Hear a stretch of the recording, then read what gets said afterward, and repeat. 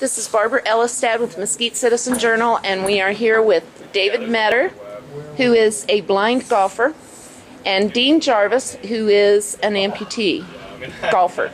You golf, right? Yes. Okay.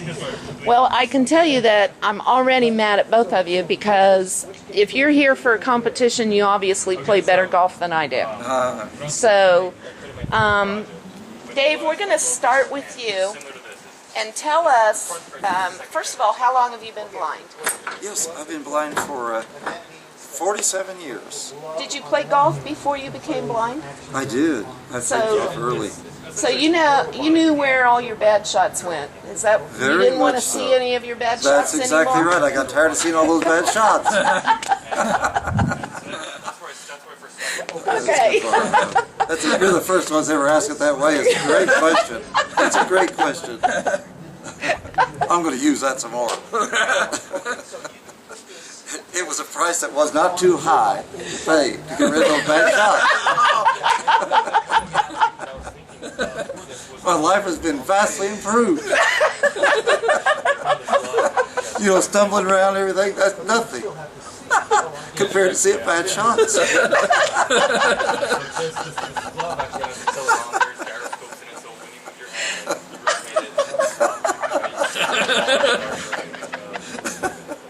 Yeah, people admire it.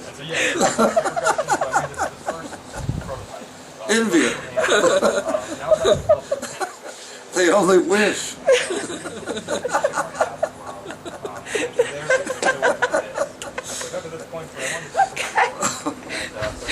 Okay, for our audience, we said ahead of time that I could crack jokes, but I sure didn't think I was going to get that. What was I doing? Okay, so after you became blind, and then you continued playing golf, obviously, Yes. because you are here with the ParaLong Drive of America, and you're going to be competing tomorrow. People who see this it'll be today. Yes. How did you get involved with the ParaLong drivers, other than you're blind? That's right. It's a very good question. Really, my friend Dean introduced me to this event. I've been involved with blind golf. It's called the United States Blind Golf Association since 1974. Okay. It goes way back, and it was a big event at that time. It was held in Boston, and believe it or not, Bob Hope was the guest entertainment. It was that big. Wow. And so that opened my eyes to a brand new world. Literally. Yes. Yeah. Let's not go there, Barbara. Okay. We're not going to do that. Just kidding you. But that was just an eye-opener indeed. So the obvious question everyone wants me to ask is, how do you know where to stand to tee the ball? Well, every blind golfer has a coach. So Dean actually served as my coach recently, sort of a last-minute thing, but I needed a substitute at the last moment to go down to Columbus, Georgia from Tennessee, pretty good drive. But he drove me down there, and he knows firsthand now that the job is not easy. The coach drives the golf cart, and then at the time of the next shot, gets out, sort of describes it to me very briefly. We choose the club. He lines me up by pointing the shaft of the club towards the target. I then align my shoulders, my hips, my feet, and then he places the club head down beside the ball. I get myself a little better balanced, and then I say, Dean, I'm okay, you can back away. And when he says okay, I go ahead and swing. How far can you hit a golf ball off of the tee? 200 yards. I really do hate you. Okay, not really, but... It's all right, I love it. What is your handicap? Yes, you know, I shoot around 100, which would make my handicap at a 30. Okay. I play golf with some people that do that. Yeah. How often do you play?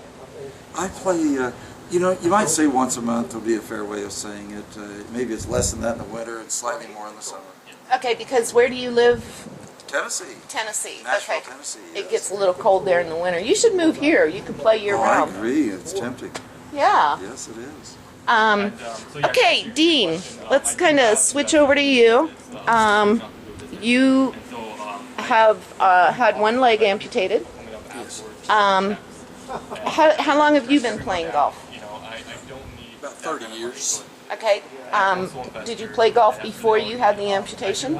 I did, probably 3 or 4 years. Okay. And so how did you get back into it after you lost your leg? Because you lost your leg to a disease or something? Yeah, osteosarcoma, bone cancer. Okay. Back at that time, it had like a 90% kill rate. And actually, my roommate down in Chan's Hospital, Gainesville, Florida, he died from it. So I got to see it firsthand.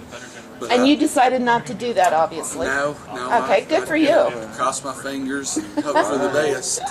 And but after college baseball, and whenever I got out of school, then I took golf back up. Okay. So. And are you a full-time professional golfer, or do you work otherwise? No, I'm a State Farm agent in Maryville, Tennessee. Okay. So, All right. So how often do you get to play golf? maybe 3 or 4 times a month. Well, good for you. Good for you.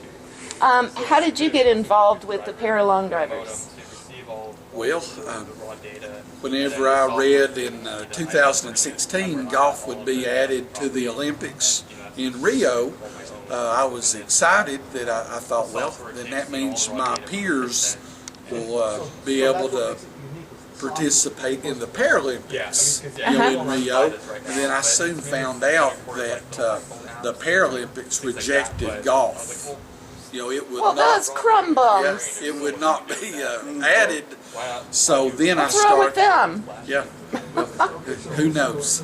But I started thinking about putting together my own event to kind of fill the void. And I played golf with Chad Pfeiffer in Indianapolis at a national championship, and so that's where I learned about the George W. Bush Warrior Open, and I really liked that concept, what they were doing. And then I had a friend in Knoxville, Thomas Slagle. He was practicing, for long drive. So he was helping me increase my swing speed, and he was telling me about the Remax World Long Drive Championship. Yeah. And then just the light went off, and I thought, this is perfect. Is that you kind of combine, challenged athletes with the sport of long drive, and you mix them together, and what you create is the perfect sport to accommodate the most disability types, because amputees, blind golfers, and even golfers that are paralyzed, that they may use a solo rider golf cart.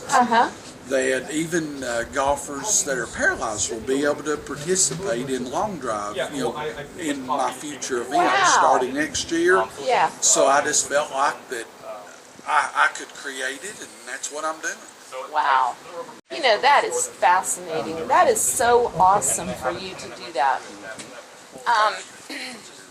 And we do have a lot of amputees and paraplegics now that are coming back from the Afghanistan war. We have blind people coming back with injuries and, severe head injuries and things like that. Are you getting a lot of interest from them? Well, Saul Bosquez was at my first event. He's a Wounded Warrior softball player. And James Stuck and J.D. Marinko were scheduled to be at this event, but the government shutdown interfered with that. I was very disappointed. Why? The government couldn't play golf? I think it was like a leave or something like that. But I'm hoping they're going to be at our future events. So, but anyway, there's an organization called Salute Military Golf that Brad Clayton is very active in that organization.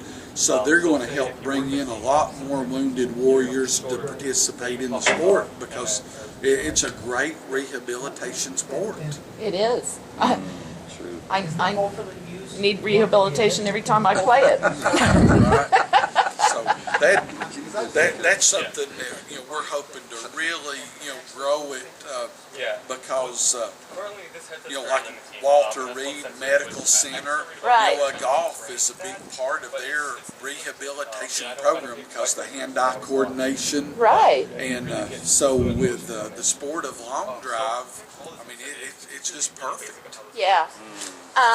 Now tomorrow or today, is going to be the first ParaLong Drive Championship ever, or just in Mesquite? The first in Mesquite. Okay. Our first was in Loudon, Tennessee, at Tennessee National Golf Club on Okay. July the 18th. It went very well, and then we decided, instead of waiting to 2014 to bring our event to Mesquite, we'd bring it at the end of this year.